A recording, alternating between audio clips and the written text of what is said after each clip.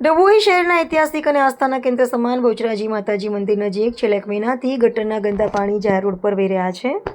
સ્થાનિક તંત્રની ઘોર ઉદાસીનતાને કારણે સ્થાનિક રહીશો, વેપારીઓ અને ત્યાંથી પસાર થતા રાહદારીઓને ભારે હાલાકીનો સામનો કરવો પડી રહ્યો છે.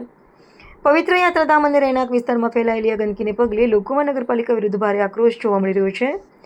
તંત્રને અનેક રજૂઆતો છતાં પરિણામ શૂન્ય. સ્થાનિકોના જણાવ્યા અનુસાર આ ગંભીર સમસ્યા અંગે ડભોઈ નગરપાલિકામાં એકવાર નહીં પરંતુ અનેક વખત મૌખિક તેમજ લેખિતમાં રજૂઆતો કરવામાં આવી છે. તેમ છતાં કુંભકર્ણની નિંદ્રામાં પોડેલા પાલિકા તંત્ર દ્વારા હજુ સુધી કોઈ જ નક્કર કે અસરકારક કામગીરી કરવામાં આવી નથી. અહીં માત્ર ગટરની જ સમસ્યા નથી પરંતુ વિસ્તારમાં કચરો ઉપાડવા માટે પણ ગાડીઓ નિયમિત આવતી નથી. સફાઈ કામગીરી સદંતર ઠપ થઈ ગઈ છે, જેના કારણે રોડ પર કચરાના ઢગલા ખડકાયા છે. ચાંદીપુરા વાયરસના ભય વચ્ચે રોગચાળાની આશંકા. હાલમાં રાજ્યભરમાં ચાંદીપુરા વાયરસ અને મચ્છરજન્ય રોગોનો ભય મંડરાઈ રહ્યો છે. ત્યારે આ વિસ્તારમાં 24 કલાક ભરાઈ રહેતા ગંદા પાણી અને ગંદકીના કારણે અસહ્ય દુર્ગંધ ફેલાઈ રહી છે.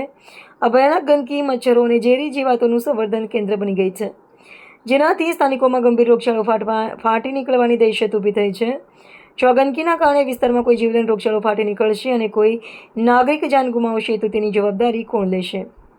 નગરપાલિકાના સત્તાધીશો કે પછી આરોગ્ય વિભાગના? તત્કાલીન ઉકેલની ઉગ્ર માંગ. ભક્તિભાવથી ભરેલા આ ધાર્મિક સ્થાનની પવિત્રતા જોખમાઈ છે અને લોકોનું જીવ દુષ્કર બન્યું છે.